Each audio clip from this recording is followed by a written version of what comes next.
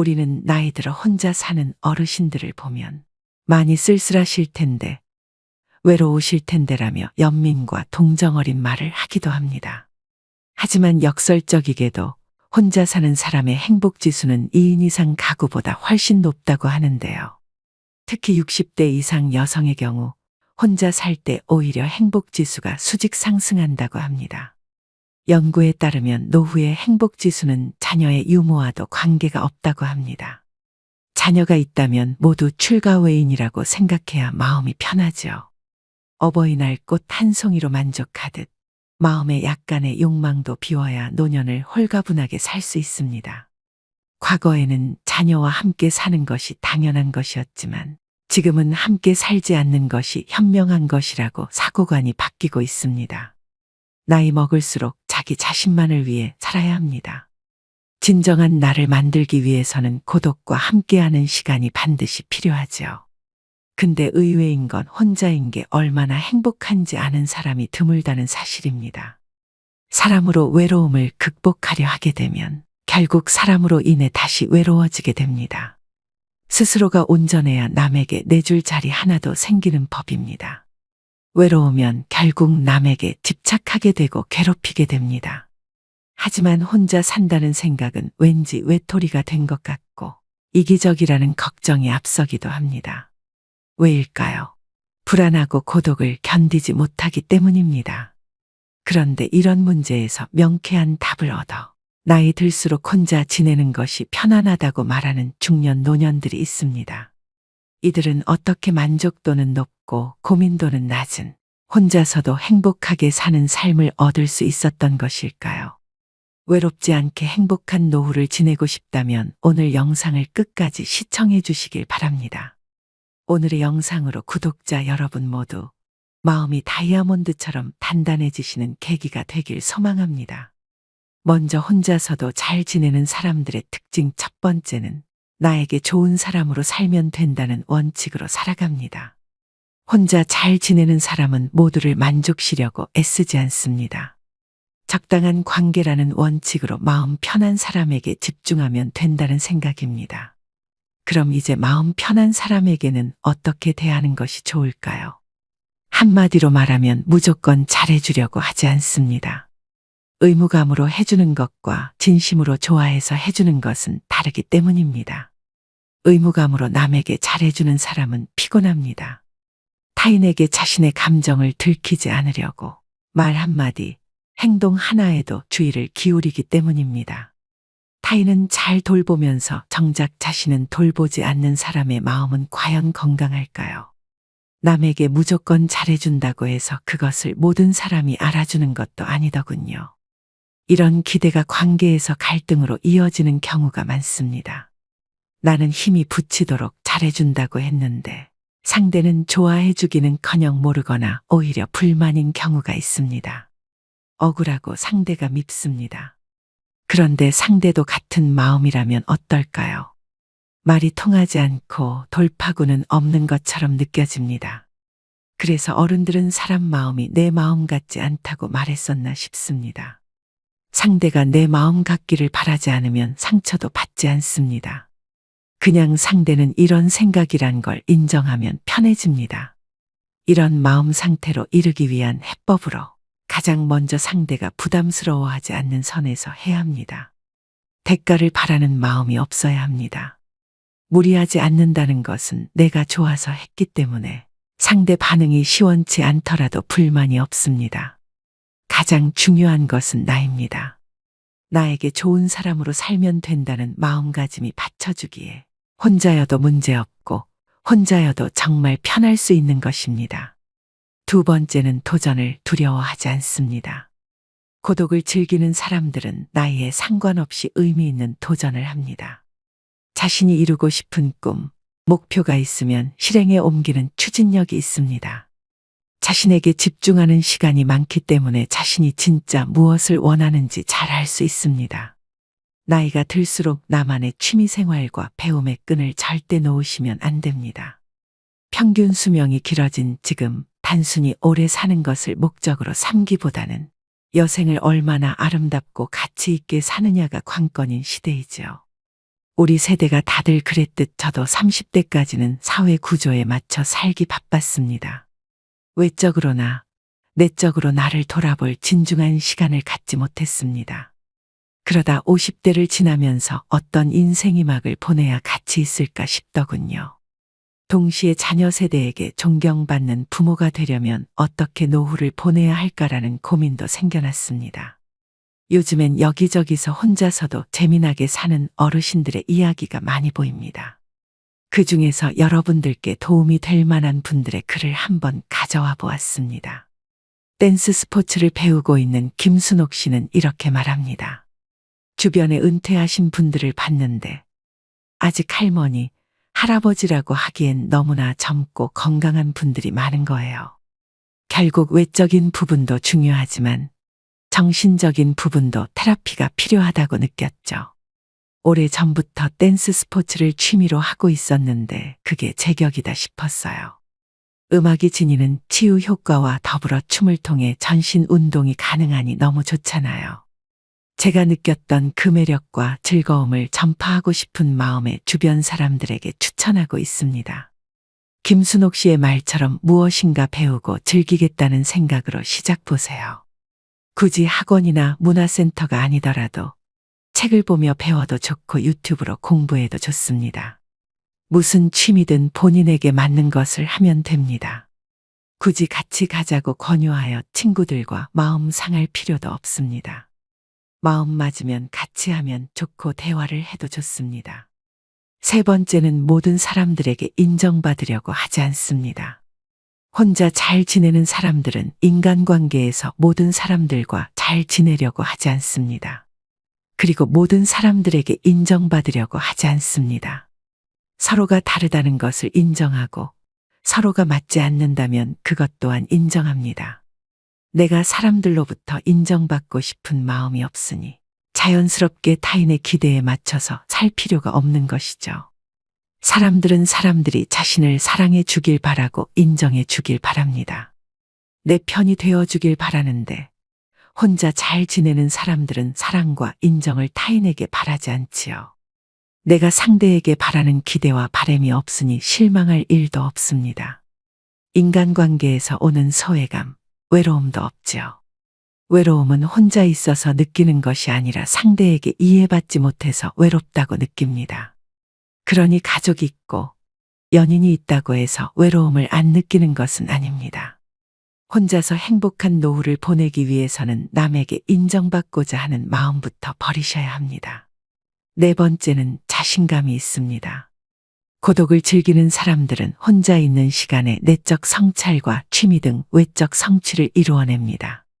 사람은 혼자 있는 시간에 자신을 깊이 있게 바라볼 수 있습니다. 내면을 바라보고 성찰하기 때문에 내적으로 성숙됩니다.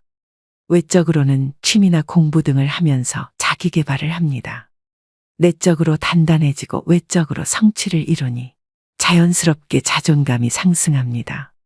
자존감 상승은 자신감으로도 이어져 여유 넘치는 마음이 듭니다.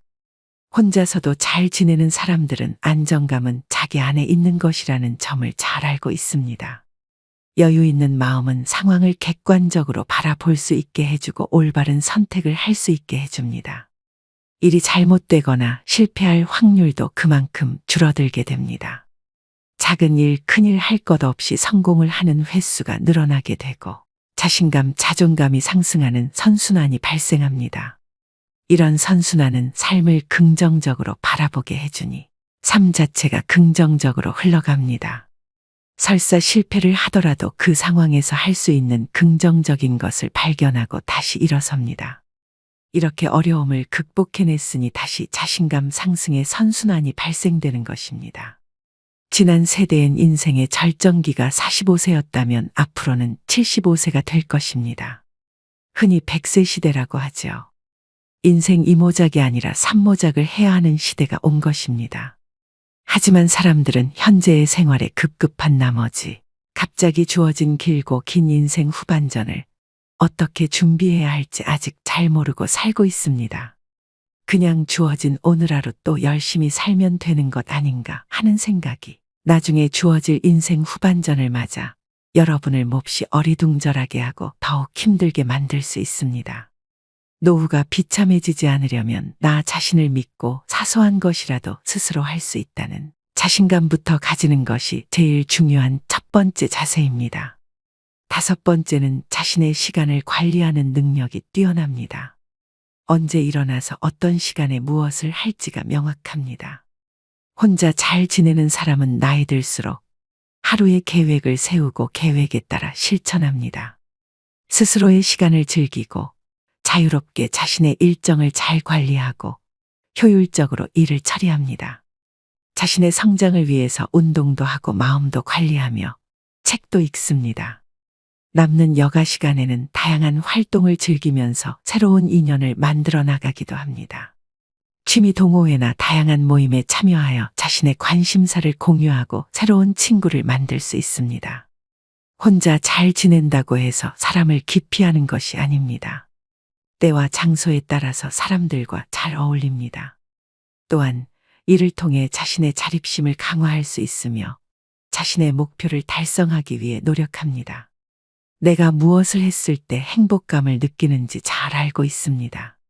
책 읽기, 요리하기, 운동하기 등 자신만의 관심사를 즐기는 것은 삶의 질을 높이는 중요한 요소입니다. 이를 통해 자신에게 자부심을 가질 수 있고 스트레스를 푸는 효과도 있습니다. 혼자 있는 시간에 목표로 한 것을 차근차근 이루어 갑니다. 보통은 나이가 들어서 무언가를 다시 시작한다는 것에 대한 두려움이 있게 마련입니다. 그러나 고독을 즐기는 사람들은 평소에 꾸준한 내적 성찰로 내면에 힘이 있으니 자기 확신이 있습니다. 이런 내적 힘이 나이에 상관없이 또 두려움 없이 자신이 원하는 것을 포기하지 않고 이루어 갈 수 있게 만드는 원동력인 것입니다. 오늘은 나이 들어서도 혼자 잘 지내는 사람의 특징에 대해 배워보았는데요.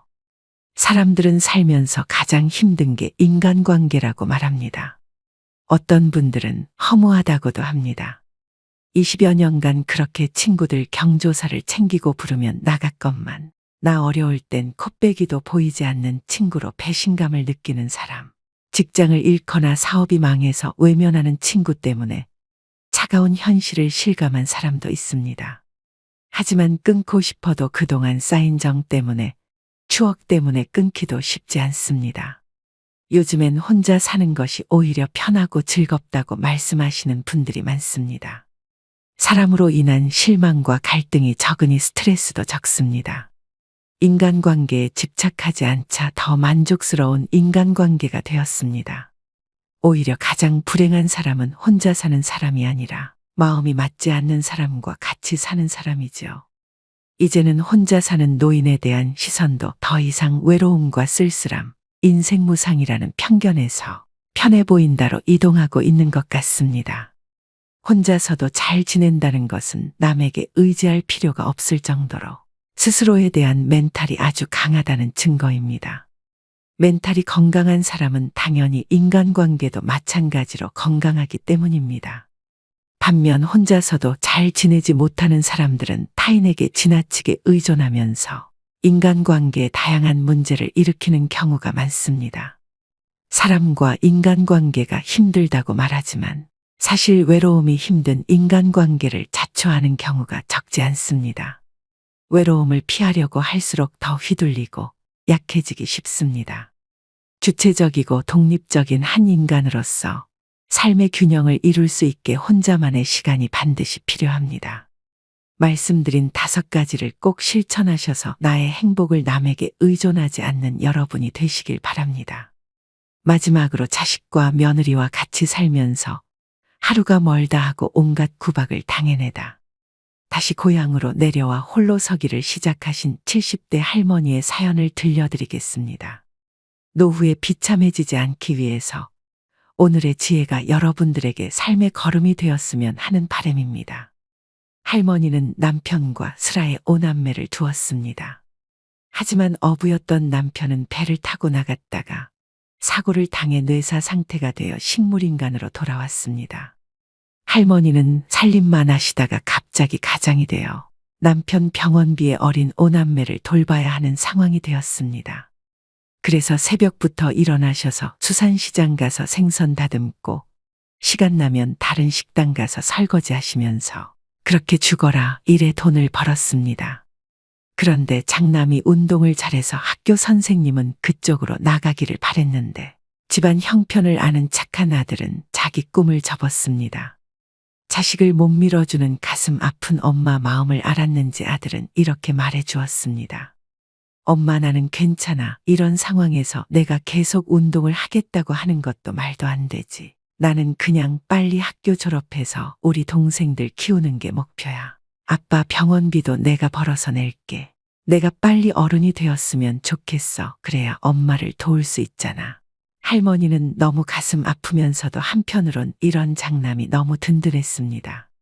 그렇지만 할머니는 이 말 밖에 할 수가 없었습니다. 아들, 엄마가 많이 미안해. 하지만 아들은 오히려 엄마를 이렇게 안심시켰습니다. 사람이 사정이 다 다르잖아. 그러니까 엄마는 나한테 미안해하지 마. 내가 얼른 졸업해서 엄마가 덜 힘들게 해줄게. 동생들도 내가 챙길 거야. 알겠지?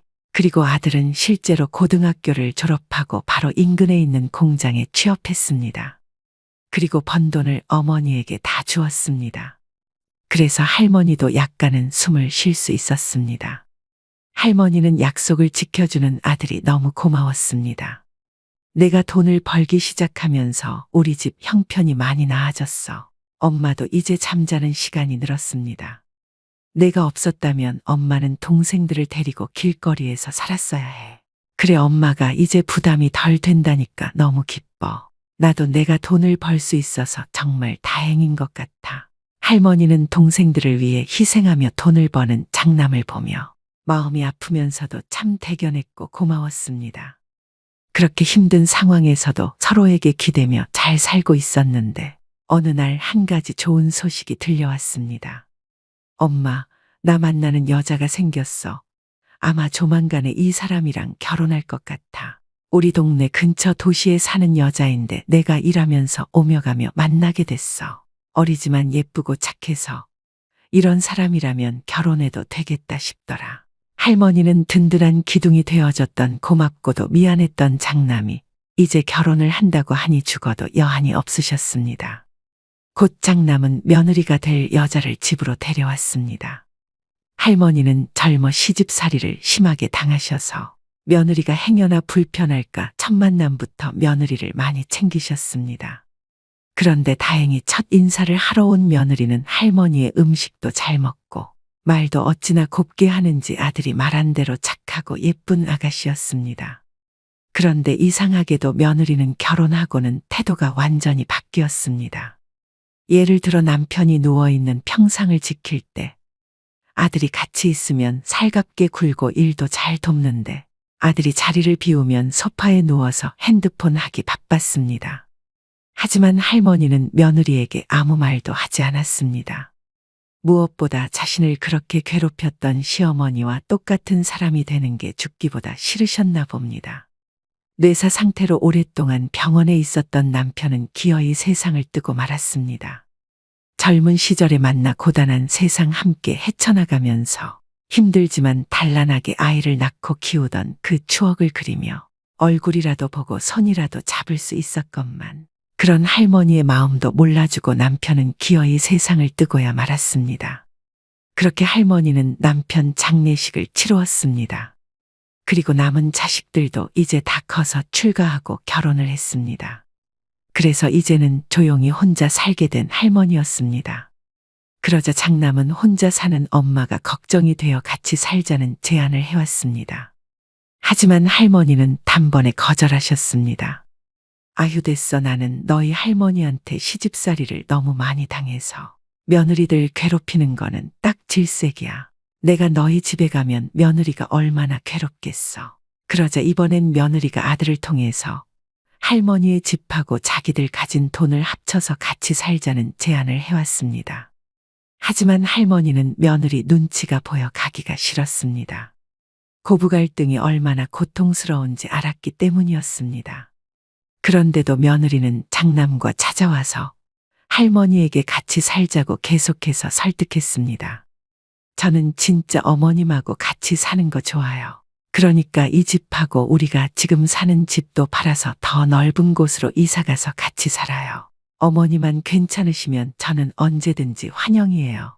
할머니는 그런 며느리의 진심 어린 설득에 남편의 사망 보험금과 집 한 돈, 그리고 비상금까지 수중에 있는 모든 돈을 다 모았습니다.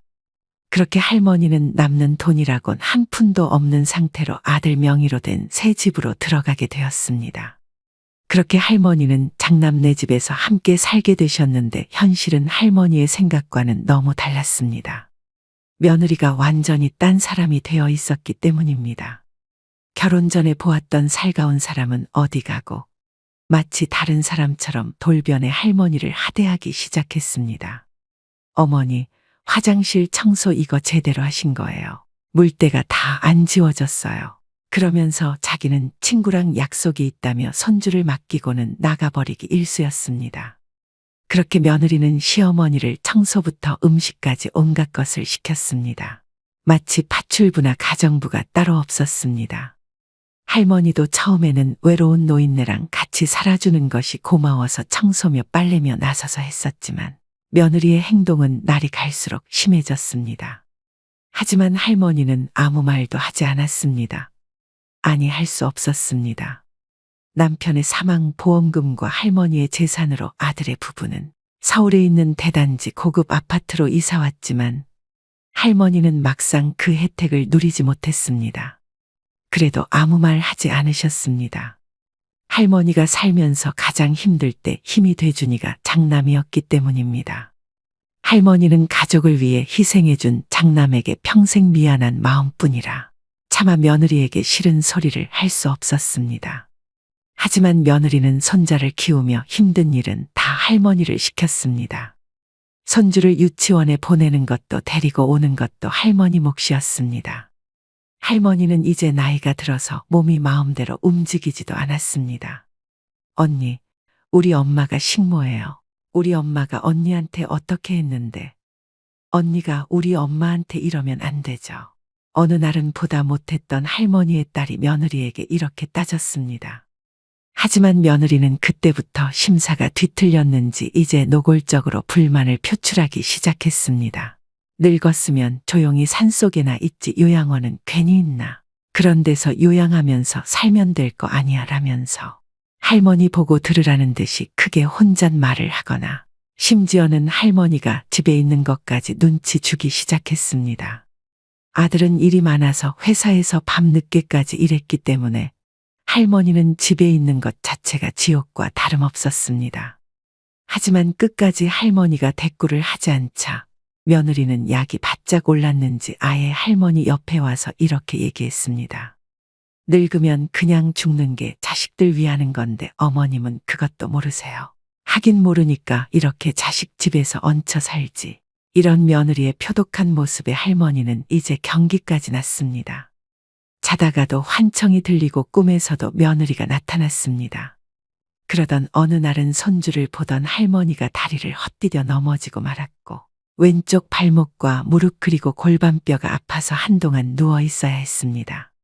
그래서 당연히 집안일을 할 수가 없었습니다. 그때부터 며느리의 구박은 더 심해졌습니다. 할머니는 너무 속이 상해 혼자서 울기도 했습니다.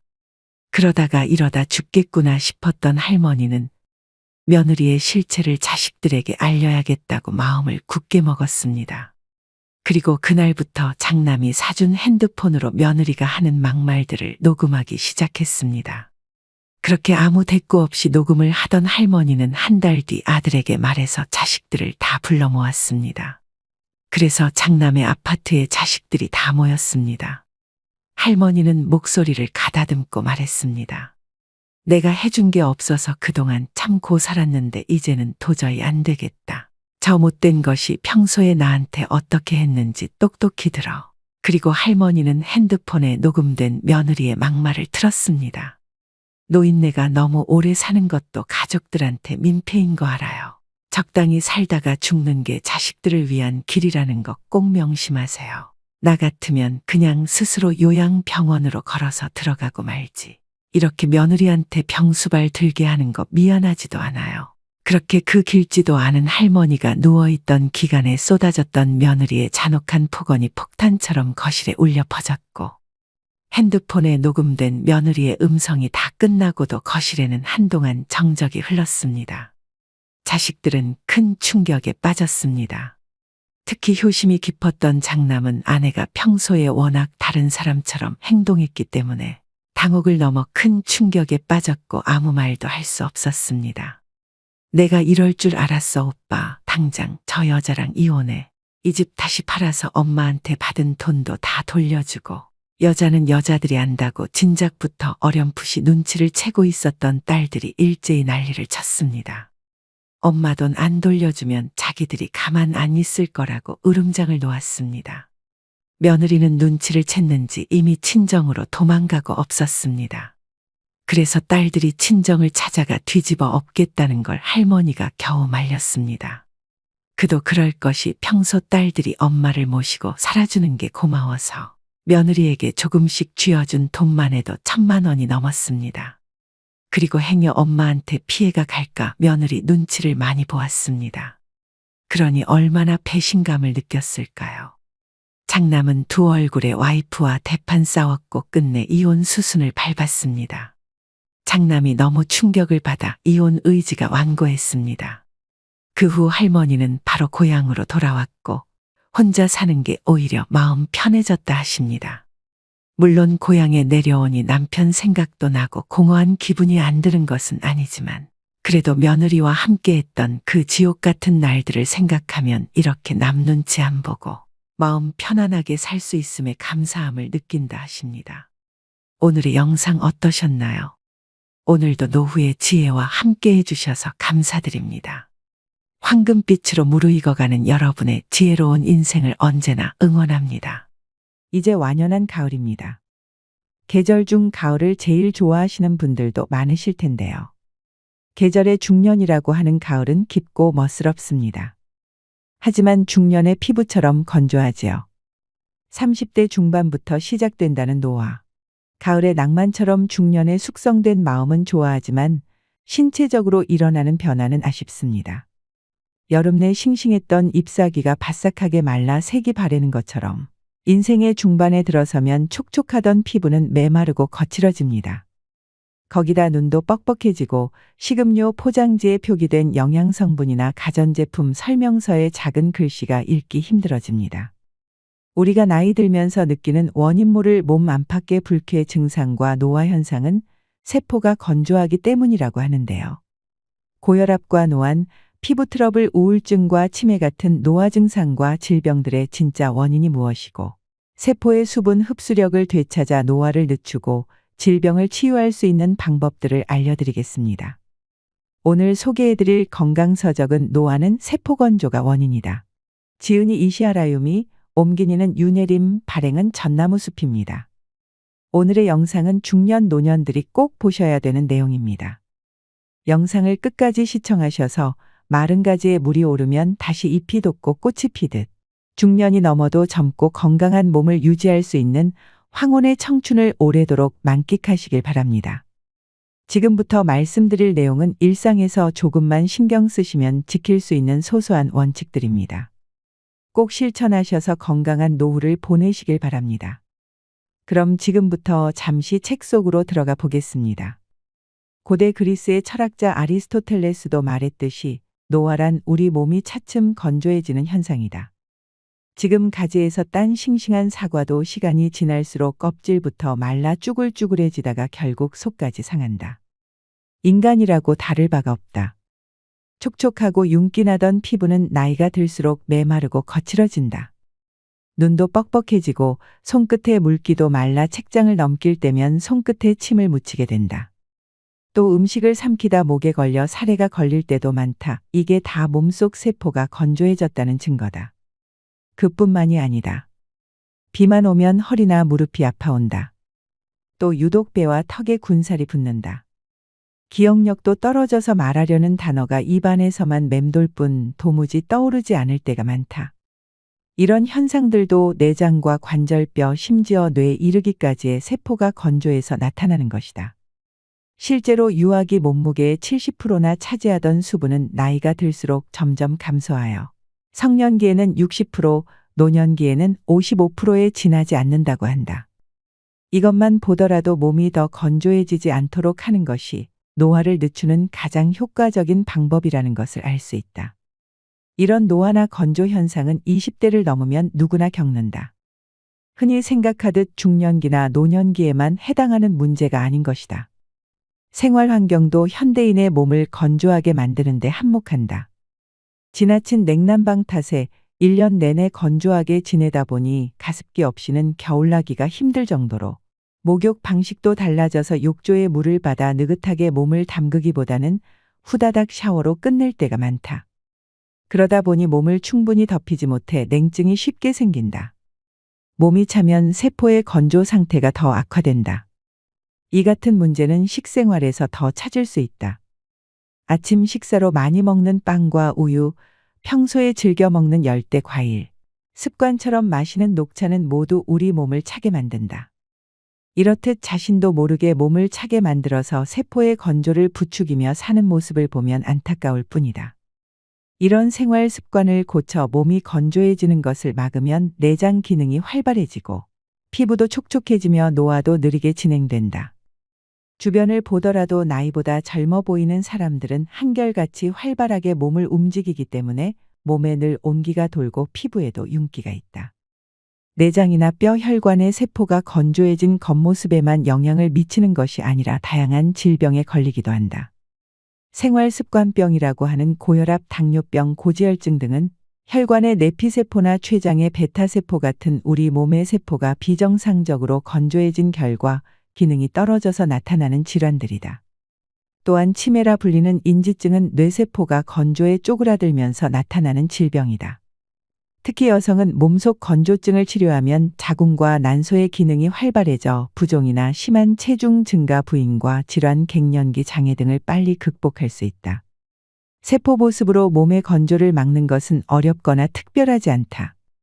식사와 목욕을 비롯한 평소의 사소한 습관 몇 가지만 바꾸면 지금 내 몸에 일어난 질병과 불쾌한 증상을 완화하고 노화를 늦추어 젊고 건강한 몸과 뇌로 바꿀 수 있다. 당신이 겪고 있을 몸의 건조 증상들, 누구나 나이가 들면 몸이 건조해지는 것들, 피부가 당기고 거칠어져서 자꾸 신경이 쓰이고 손가락 끝도 말라 책장을 넘길 때면 나도 모르게 침을 묻히게 된다. 그런데 건조 증상이 피부와 같은 몸의 겉에만 나타나는 것이 아니다. 음식이 목으로 잘 넘어가지 않아서 사례가 들 때도 많다. 특히 침 분비량이 적은 노인들에게 자주 있는 일인데 심한 경우에는 떡 같은 것이 목에 걸려 숨지는 일까지 일어난다. 몸이 건조해서 나타나는 노화 증상은 이 밖에도 여러 가지가 있다. 몇 가지 예를 들면 다음과 같다. 요즘 들어 뭘 좀 먹기만 하면 소화가 잘 되지 않아 속이 더부룩하고 술 마신 다음 날에는 어김없이 숙취로 고생한다. 눈에 띄게 뱃살이 찌기 시작하고 머리카락이 힘이 없이 푸석푸석하다. 탈모로 머리숱이 부쩍 줄었다. 날씬하던 종아리가 푸석푸석하고 굵어졌다. 이 같은 노화 현상의 원인은 다름 아닌 세포 건조에 있다. 생선을 말리면 수분이 날아가 껍질이 쭈글쭈글해지는데 이것은 우리 피부의 주름이 늘어난 상태에 해당한다. 나무가 시들면 속이 비는 것은 골다공증이 생기는 원리와 같다.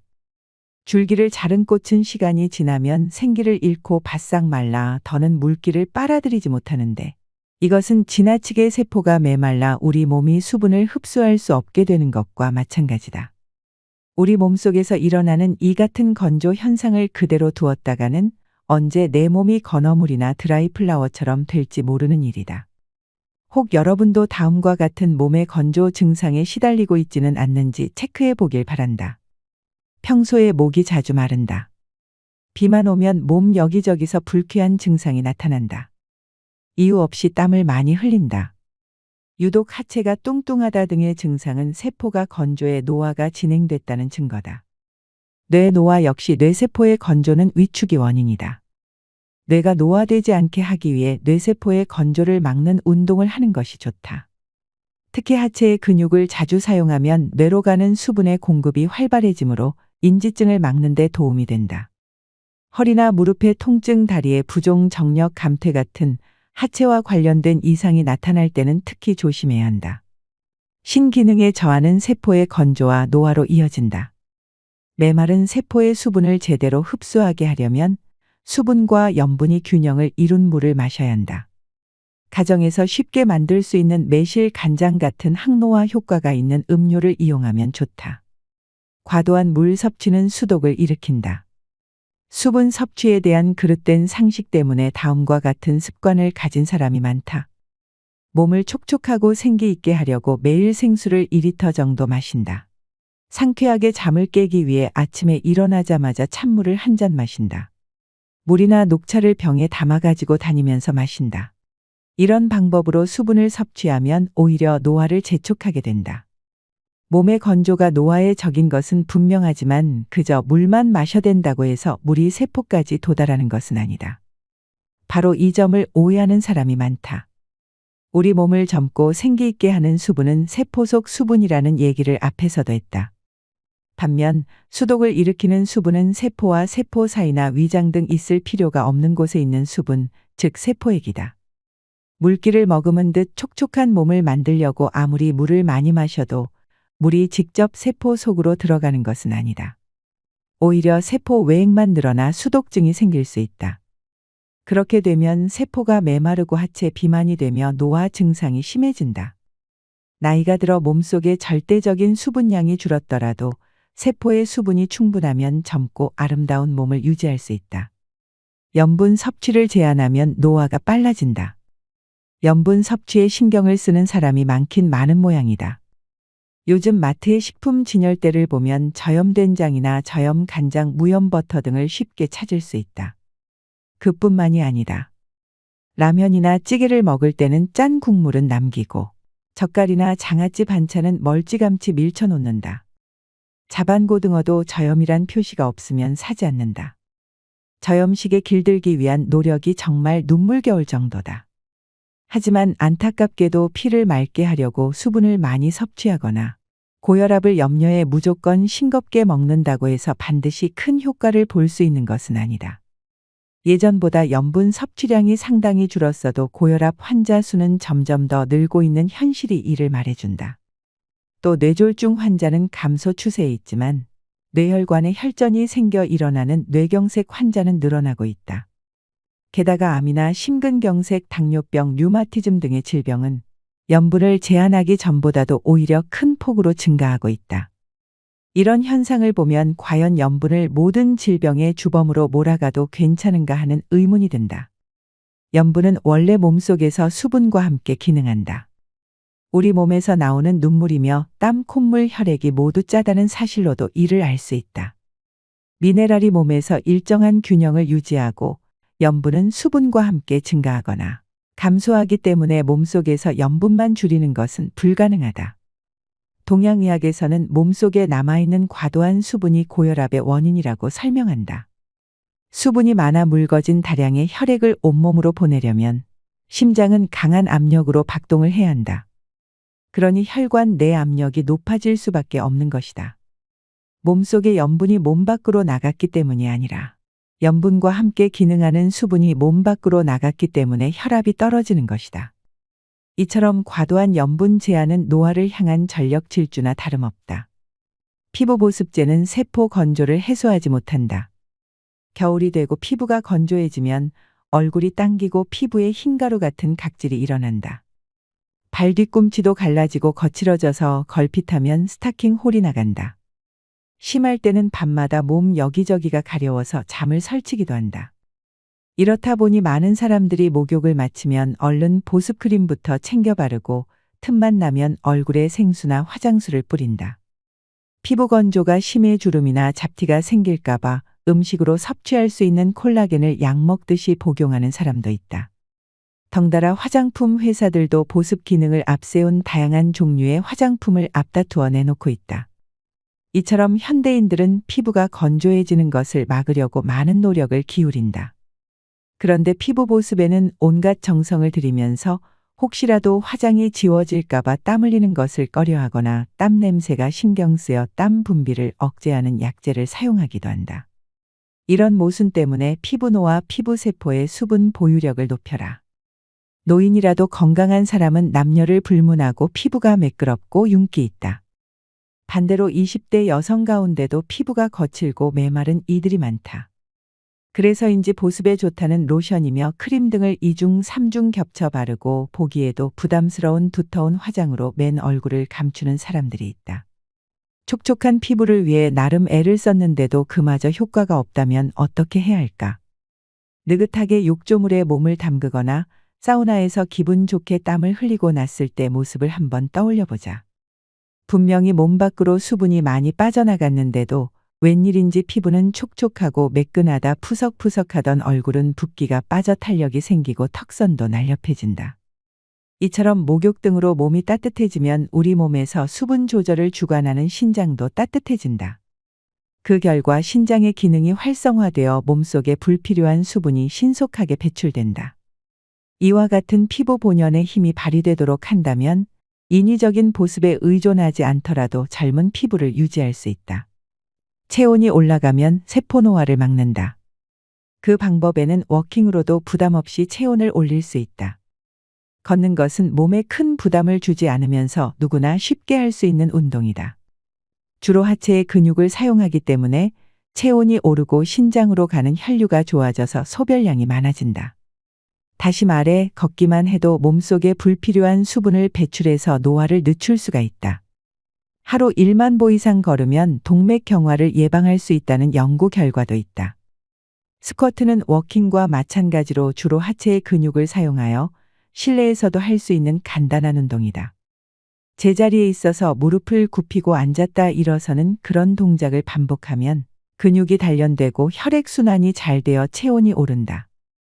30년간 시달린 요통을 스쿼트로 이겨낸 남성 환자가 있다. 필자의 병원을 찾았을 때 그는 다리가 가는 체형의 진통주사도 듣지 않을 만큼 통증이 심했다. 그는 조심스럽게 스쿼트를 시작해 차츰 횟수를 늘려나갔다. 이렇게 1년간 꾸준히 계속했더니 하루에 150회 이상은 거뜬히 할 수 있게 되었고 마침내 30년 동안 그를 괴롭혔던 허리 통증은 말끔히 사라졌다. 필자가 진찰한 당뇨병 환자들은 대개 상체에 비해 하체가 빈약한 편이었다. 하체가 빈약하면 그만큼 근육에서 소비되는 당분의 양도 감소하기 때문에 당분이 혈액에 그대로 남아 당뇨병이 되기가 쉽다. 따라서 혈당치를 낮춰서 당뇨병을 치료하려면 먼저 하체의 근육을 단련해야 한다. 평소에는 다음과 같은 건강식이법과 생활습관을 적극적으로 실천한다. 톱볶음이나 우엉 간장조림, 미역 된장국 등을 매일 먹는다. 양파의 글루코키닌 성분이 혈당 수치를 낮추고 미역의 풍부한 식이섬유가 혈당 상승을 억제한다. 간장은 몸을 따뜻하게 해서 당분의 연소를 덮는다. 상사 이론에 따르면 하체를 튼튼히 하는 데는 뿌리 채소가 좋은데 그 중에서 특히 마가 효과가 뛰어나다. 또한 평소에 1분에 70에서 80m 정도의 속도로 매일 20분 이상 걷는다. 온종일 컴퓨터 앞에 앉아 일하거나 장시간 운전을 했을 때 근육이 필요해서 오는 요통 또는 척추 변형으로 인한 요통, 변형성 무릎 관절증 같은 만성화된 통증을 가라앉히는 데는 몸을 덮이고 쇠약해진 근력을 단련하는 방법이 효과적이다. 심장과 소장은 우리 몸에서 암이 생기지 않는 부위이다. 비장해도 암이 잘 생기지 않는다. 심장은 혈액을 온몸으로 보내느라 쉴 새 없이 움직이기 때문에 많은 열을 발산한다. 비장은 혈액의 저장소로 혈관이 많아 암자색을 띠며 온도가 높다. 소장은 음식물의 영양분을 소화 흡수하기 위해 지속적으로 연동 운동을 함으로 역시 온도가 높다. 39.6도의 열에 암세포가 사멸한다는 연구 결과나 말라리아에 걸려 고열이 난 뒤에 암세포가 사라진 사례를 보더라도 암이 열에 약한 데다 몸이 차고 건조할 때 생기기 쉽다는 것을 짐작할 수가 있다. 따라서 암을 예방하고 치료하려면 몸을 덮이고 몸속에 과도한 수분을 배출하여 세포가 건조해지지 않도록 해야 한다. 한편 육류나 달걀, 우유, 버터 등으로 대표되는 서구식 식사를 즐기게 된 이후로 폐암이나 대장암, 유방암 같은 서구형 암은 물론이고 전체 암 환자도 늘어났다. 암을 예방하려면 지금부터라도 몸을 따뜻하게 하는 한식을 중심으로 먹고 식사량도 평소 먹던 양의 60에서 70% 정도로 줄여야 한다. 피부 세포의 수분 보유력을 높이는 데는 마토란, 오크라 미역, 생청국장, 말버섯, 굴, 해삼관자, 조림무, 조림가자미의 살을 발라내 국물과 함께 그릇에 담가식히면 생선의 젤라틴 성분이 굳어 묵 같은 상태가 된다. 겉은 미끈거리고 끈적거리는 식품이 좋다. 이들 식품에 들어있는 점액 성분인 루틴이 피부를 촉촉하고 탄력 있게 만들어준다. 이런 식품을 자주 먹으면 세포의 수분 상태가 정상으로 회복되므로 피부의 건조 증상도 차츰 좋아질 것이다. 피부 세포를 촉촉하게 하는 것이야말로 피부를 젊고 생기 있게 만드는 가장 효율적인 방법이다. 지금보다 10살은 더 어려 보이는 세포 보습 생활법은 항노화 음료로 온몸의 건조를 막는 데 있다. 약으로 몸의 건조를 치료하거나 노화를 막을 수는 없다. 노화를 늦추는 가장 신속하고 효과적인 방법은 신기능을 강화하는 것이다. 지금부터 설명하는 건조를 막는 항노화 음료는 신기능을 촉진하여 피부와 내장뼈, 모발 뇌에 이르기까지 온몸이 건조해지지 않도록 막는 효과가 뛰어나다. 이르면 처음 마신 날부터 효과를 느낄 수 있다. 당근 사과 소금 주스는 신기능을 강화하여 세포의 건조를 막는 대표적인 항노화 음료다. 만드는 방법은 당근 2개, 사과 1개를 깨끗이 씻어 껍질째 그대로 믹서기에 갈아 즙을 짜낸다. 사과와 당근의 껍질은 되도록 깎지 않고 그대로 사용한다. 짜낸 즙에 소금을 적당량 넣고 잘 섞어 씹듯이 천천히 마신다. 동양의학의 상사이론에 따르면 인간의 하체는 식물의 뿌리에, 상체는 땅 위로 나와 있는 잎이나 줄기 꽃에 해당한다. 따라서 하체에 있는 신을 강하게 하는 데는 식물의 뿌리가 효과가 있다. 인삼이나 오가피 같이 뿌리를 약용하는 생약은 대개 큰 병으로 몹시 쇠약해진 신체 회복을 돕거나 허약체질 노쇠를 개선하는 데 쓰인다. 식품 중에서는 뿌리 채소가 신기능을 강화하는 데 좋다. 신은 신장과 생식기, 비뇨기를 포함한다. 신기능이 활발해지면 몸에서 불필요한 수분이 빠져나와 몸 상태가 좋아지고 노화 현상이 감소한다. 특히 몸을 따뜻하게 하는 난색을 띠는 당근은 과도한 수분으로 인해 몸이 찬 사람에게 아주 좋다. 과일 중에서 사과는 원산지가 북쪽 지방이고 색도 붉어 몸을 차게 할 염려가 없다. 당근과 사과에 소금을 더하면 앞서 설명한 대로 수분과 염분이 균형을 이루게 되므로 더 효율적인 세포의 수분을 공급할 수 있다. 당근 사과 소금 주스의 효과는 이미 서양의학에서도 검증된 바 있다.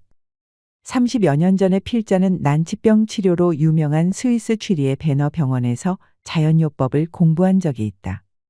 이 병원은 1879년에 개원한 이래 육류와 달걀, 우유 같은 동물성 식품 대신 통밀빵이나 채소 절임식품, 꿀 등의 자연식품과 다양한 물리요법을 이용해 난치성 질환을 치료해 왔는데 특히 아침마다 마시는 당근 사과 주스가 식이요법의 중심 메뉴였다. 당시 원장으로 있던 블러시 박사는 당근 사과 주스에는 우리 몸에 필요한 비타민과 미네랄이 130여 가지나 들어있다고 설명했다. 당근은 채소 중에서 미네랄 함량이 으뜸이고 사과에도 비타민과 미네랄이 풍부하다. 게다가 당근을 사과와 함께 갈아 마시면 당근 특유의 향이 약해져 영양뿐만 아니라 맛도 한결 좋아진다. 병원에서 당근 사과 주스의 효과를 알게 된 필자는 지금까지 날마다 아침 식사 대신 마시고 있다. 맛도 좋지만 평소에 잤던 설사가 멈추고 바쁘게 일하면서도 늘 활기차고 피부도 건강한 걸 보면 당근 사과 주스의 효과를 톡톡히 보고 있는 셈이다. 당근 사과 주스는 미량의 영양소가 풍부하고 비타민과 미네랄이 균형을 이룬 음료지만 사람에 따라서는 마신 후에 속이 메스꺼리거나 몸이 차가워질 수도 있다. 필자는 임상 경험을 통해서 몸속에 불필요한 수분이 고여 세포가 건조할수록 그와 같은 반응이 많이 나타난다는 사실을 알게 되었다. 그래서 몸속에 생긴 무릉덩이가 당근 사과 주스의 흡수를 방해하지 못하도록 소금을 넣어 세포의 수분 흡수력을 높였다. 이런 원리에 따라 만들어진 것이 바로 당근 사과 소금 주스다. 동양의학과 서양의학 어느 쪽의 관점에서 보더라도 신기능을 강화하여 노화를 막는 효과가 뛰어난 음료다. 항노화 식사법으로 배설 능력을 높인다.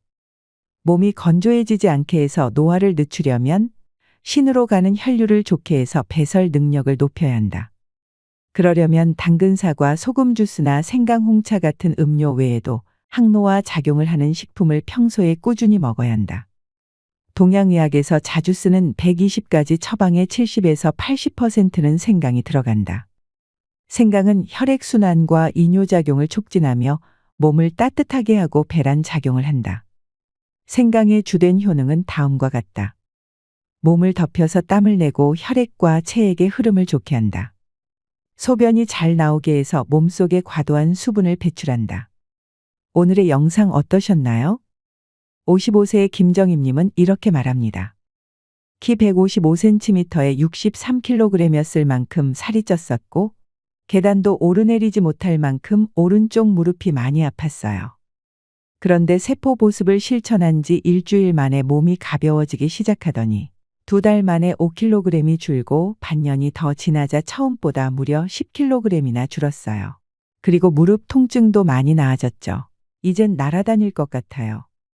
62세의 최성근 씨는 40 넘어서부터 몸무게가 10kg 가까이 불더니 혈압까지 올라서 170까지 올랐어요.